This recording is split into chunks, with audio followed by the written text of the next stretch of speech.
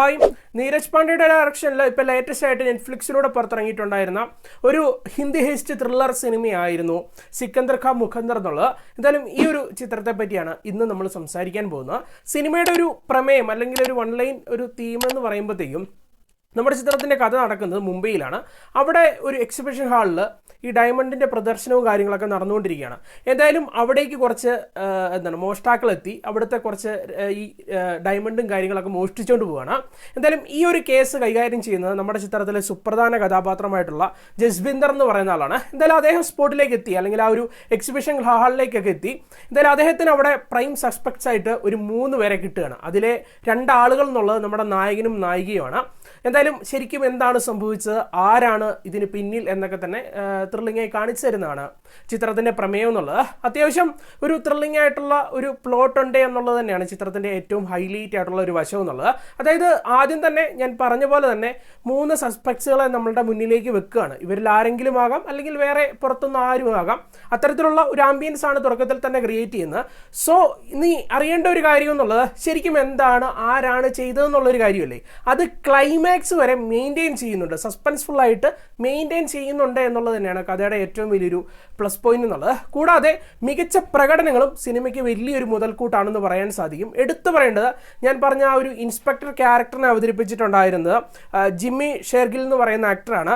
അദ്ദേഹത്തിൻ്റെ പ്രകടനമാകട്ടെ, അതുപോലെ തന്നെ അവിനാഷ് തിവാരി അദ്ദേഹമാണ് ഹീറോ ആയിട്ട് എത്തുന്നത്, അദ്ദേഹത്തിൻ്റെ പ്രകടനമാകട്ടെ, അതുപോലെ തമന്നയാണ് നായികയായിട്ട് എത്തുന്നത്, ആ ഒരു ആക്ട്രസിൻ്റെ പ്രകടനമാകട്ടെ, ഇങ്ങനെ ഈ പ്രകടനങ്ങൾ വളരെ വണ്ടർഫുള്ളായി നിന്നിട്ടുള്ള ഒരു ചിത്രം എന്ന് പറയാൻ സാധിക്കും. ചുരുക്കി പറഞ്ഞ സിനിമ പ്രേക്ഷകനെ പിടിച്ചിരുത്തുന്നതിനുള്ള ഒരു കാരണം, അല്ലെങ്കിൽ കഥ പോലെ തന്നെ ഈ പ്രകടനങ്ങളും എന്നുള്ളൊരു കാരണമായി മാറിയിട്ടുണ്ട് എന്നുള്ളതാണ് വസ്തുത. ടെക്നിക്കലി നോക്കിക്കഴിഞ്ഞാലും അത്യാവശ്യം ഡീസൻ്റ് ആയിട്ടുള്ള ഒരു പ്രൊഡക്ഷൻ ക്വാളിറ്റി ചിത്രത്തിനുള്ളിൽ കൊടുത്തിട്ടുണ്ടായിരുന്നു. എസ്പെഷ്യലി ചിത്രത്തിൻ്റെ സിനിമാറ്റോഗ്രഫി കാഴ്ചയാകട്ടെ, ചിത്രത്തിൻ്റെ എഡിറ്റിംഗ് വർക്ക് ആകട്ടെ, അല്ലെങ്കിൽ ചിത്രത്തിൻ്റെ മ്യൂസിക് വർക്കാകട്ടെ, ഇതൊക്കെ തന്നെ അത്യാവശ്യം സ്റ്റാൻഡേർഡ് ആയിട്ടാണ് നിന്നിട്ടുണ്ടായിരുന്നത്. അങ്ങനെ മൊത്തത്തിൽ ഈ ഒരു സിനിമയെ നോക്കി കാണുമ്പോഴത്തേക്കും ഞാൻ പറഞ്ഞ പോലെ തന്നെ ത്രില്ലിംഗ് ആയിട്ടുള്ള സസ്പെൻസ്ഫുൾ ആയിട്ടുള്ള ഒരു സ്റ്റോറി ഉണ്ട്. പ്രകടനങ്ങളൊക്കെ തന്നെ ഔട്ട്സ്റ്റാൻഡിംഗ് എന്ന് പറയാൻ സാധിക്കും. പിന്നെ അത്യാവശ്യം ഒരു ക്വാളിറ്റി എക്സ്പീരിയൻസ് നൽകുന്ന ഒരു ടെക്നിക്കൽ വർക്കും ഒക്കെ ഉള്ള ഒരു ചിത്രം തന്നെയാണ്. പക്ഷേ ഒരിക്കലും ഇതൊരു മസ്റ്റ് വാച്ച് സിനിമ എന്ന് എനിക്ക് പറയാൻ തോന്നുന്നില്ല. അതിന് പ്രധാനമായിട്ട് പറയേണ്ടത്, സിനിമയുടെ തുടക്കം എന്നൊക്കെ ഉള്ളത് ഒരു രക്ഷയില്ലായിരുന്നു കേട്ടോ. പക്ക എൻ്റർടൈനിങ് ആക്കി, ഗ്രിപ്പിംഗ് ആക്കി തന്നെയാണ് സിനിമയുടെ ആരംഭം, അല്ലെങ്കിൽ ആദ്യ പകുതി എന്നുള്ളത്. അതിനുശേഷം രണ്ടാം പകുതിയിലേക്ക് കിടക്കുമ്പോഴത്തേക്കും സിനിമ ആദ്യ പകുതിയിൽ തന്ന ആ ഒരു എൻഗേജിങ് ഒരു ഫാക്ടർ ഉണ്ടല്ലോ, അത് സെക്കൻഡ് ഹാഫിൽ നിങ്ങൾക്ക് പലയിടങ്ങളിലും മിസ്സാകും. അതിനുള്ള പ്രധാന കാരണം എന്നുള്ളത്, നമുക്ക് ആ ഒരു സെക്കൻഡ് ഹാഫ് ഒക്കെ ആകുമ്പോഴത്തേക്ക് സിനിമയുടെ സ്വഭാവം ഇതാണ്, ആ ഒരു കഥാപരിസരത്തിലൂടെ ഇവർ പങ്കുവയ്ക്കാൻ ഉദ്ദേശിക്കുന്നത് ഇതാണെന്നൊക്കെ മനസ്സിലാവും. കൂടാതെ അങ്ങനെ കഥ പറഞ്ഞു പോയി ക്ലൈമാക്സിലോട്ട് എത്തി കഴിയുമ്പോഴത്തേക്കും അൺഎക്സ്പെക്റ്റഡ് ആയിട്ടുള്ള ട്വിസ്റ്റുകളാണ് കൊണ്ടുവെക്കുന്നത്. അത് ഒരു ട്വിസ്റ്റ് ഒന്നുമല്ല, ട്വിസ്റ്റിന് മേൽ ട്വിസ്റ്റ് എന്ന് പറയുന്ന പോലെ കൊണ്ടുവെക്കുകയാണ്.